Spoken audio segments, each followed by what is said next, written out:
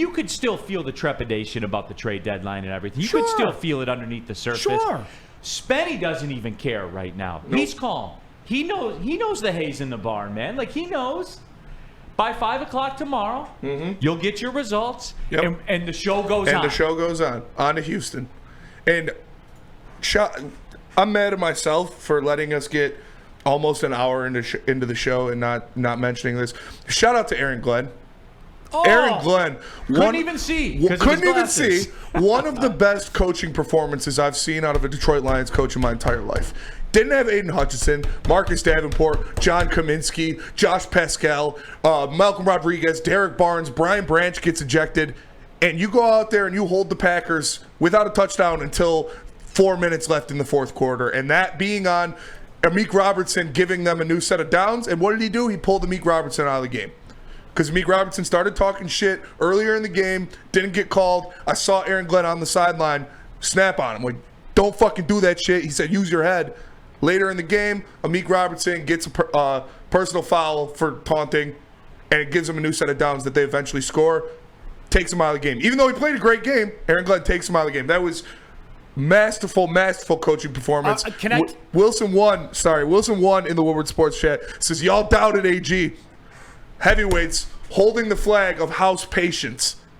Defend the Glenn. That's where I'm going with this. There is not a Detroit Lion across the board that is owed an apology by more than Aaron Glenn. Correct. I include Jared Goff in that conversation, okay? Correct. Everybody was anti-AG 2 years ago.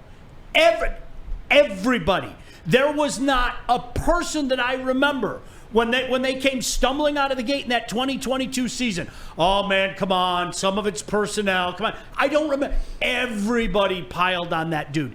Everybody owes AG an apology, and this is another one of those guys. This is another Lion old bit that's going to be destroyed very, very soon, Neal. Remember, coaches don't go on with the Lions. They don't go. We're looking at a couple guys that are going to get opportunities in the National Football League. Not just Ben, but AG as well. I'm so glad that you brought that up, Spenny. 100%. I think that guy is owed an apology more than any Detroit Lion over the last, seriously, Neal, 24 months. It's phenomenal. The job he's done and what he's done it with. Hey, guys, this just in, by the way. Do you remember this? They took their defensive backfield from last year and went like this, right? They did. And look what they're doing. It's insanity. They have the best secondary in the NFL. The Detroit Lions have the best secondary in the NFL. Oh, Spenny, that can't be true. It's insane. It's literally insane. Their numbers, they put up their numbers versus man coverage. Number one in completion percentage allowed. Number one in yards allowed. Number one in takeaways. They have the best secondary in the NFL. You know what? You know what a stat I heard yesterday that legit floored me? And this is like part of the conditioning side of it all. Do you know that they're the best in the NFL on third down defensively? Sean, all those years, it didn't matter. 3rd and 20, 3rd and 13. Luther Ellis putting his hands up in the Silver Dome and then proceeds to give up a 3rd and 22 every single time. They're the best in the league on third down defensively. See, that's one of those. No, I'm glad. That's one of those things the younger generation don't understand what you just said. So we need to hammer that home. We remember plays like that. I remember 3rd and 28 against the Eagles. I remember 3rd and 27 against the Vikings. Those are things that are real and are part of our DNA. And so to hear you say that, you're right. It's kind of like... That was sobering. Tick, tick. Woodward Sports Chat thread, Freddie Felt 313. Let the league watch. Let the league watch. The Packers need to learn like the Lions learned for the past 30 years. It's true. And we do got to go to break, but before we do that, Dante151 says, I will admit I was a person who wanted Aaron Glenn fired, and I want to apologize to Mr. Aaron Glenn for my stupidity in thinking he couldn't coach. That's how you stand on business. Easy, I need an apology from you about picking the Packers on Friday. But I do want to address something, Spenny, and you know where I'm going to go with this. Yes. Because I was locked on it. Sean, some of the unheralded Lions in the game yesterday. And I'm going to start right where somebody who I told on the airwaves in and around Detroit was a non-factor yesterday. Tell me you don't know ball if you say that. James Houston was on brand yesterday. James Houston had pressures from the edge. And here's a little dirty secret, Spenny. On Kirby's interception, who turned that play the other direction? James Houston. James Houston fell back in coverage, had the recognition, didn't just come in there. Stop the screen from happening. Stop the screen from happening. Yeah. Made it go the other way, and I don't know if you could tell this or not, the play was blown up, and Jordan Love didn't know how to act. And the next thing I knew, Kirby Joseph was running into the end zone. Spenny, he was strong yesterday. Yeah. Like, guys got to remember, he's a one-trick dude. Like, he's not a run supporter. He's not Aiden Hutchinson.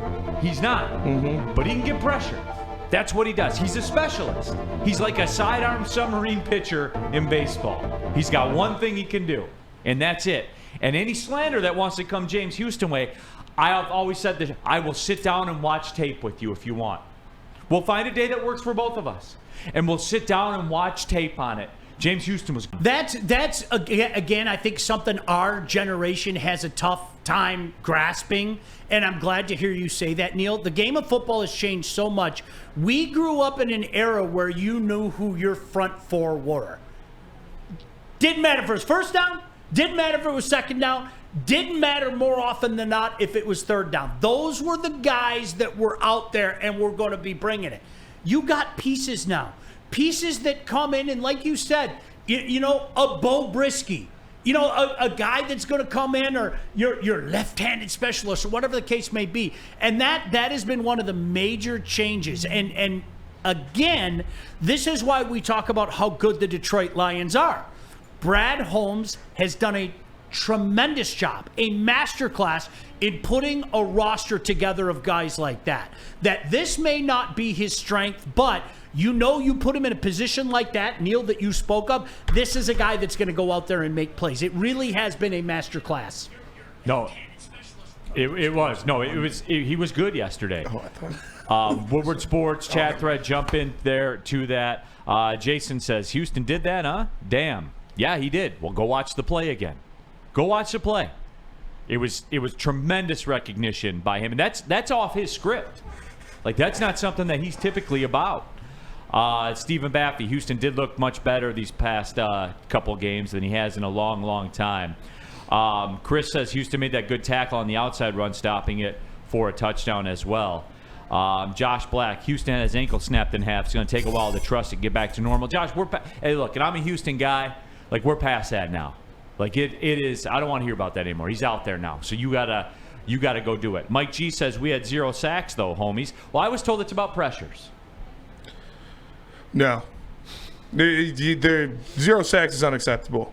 And you needed someone to step up and make a play. Ali McNeil tried to get he was almost there a couple times. And then Ali McNeil was going to be the other one. Yeah. He was a little got more held, obvious. Drew a couple holding calls. Yeah, he was a little more obvious. He wasn't like unsung. Yeah. He was a demon yesterday. He was everywhere. You guys, it still comes up. I'm sorry, the National Football League today, it's so simple. Put pressure on their quarterback, make his life miserable. That's the league. That's the league today. Helps on the way. Like, what can our quarterback do to your team, and what can our team do to disrupt the quarterback? And it doesn't always manifest itself in sacks. I'm with you. I feel you. I'd love it if you had that guy come in and roll up with the big sack and everything.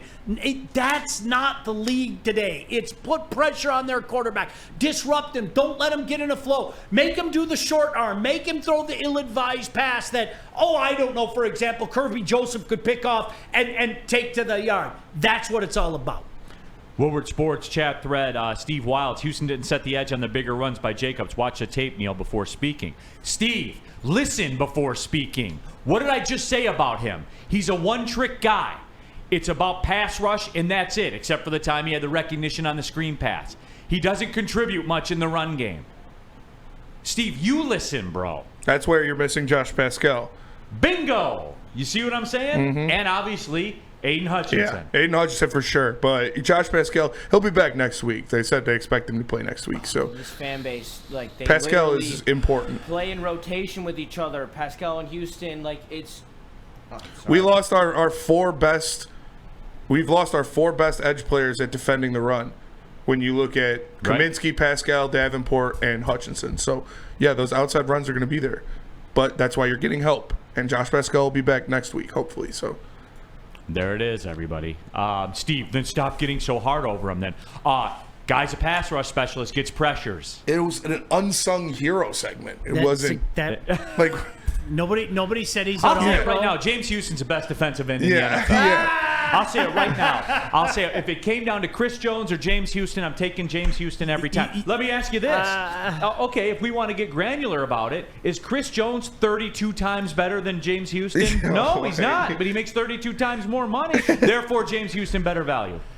Your thoughts? Put together a nice puzzle, man, and he's a nice piece. Like it's not that difficult to figure out. It really is. I mean, you have to deal with. There are some people out there, I got to be right guy or whatever the case may be. Neal, I understand exactly what you said. I mean, it's like, listen, guy's not an all-pro.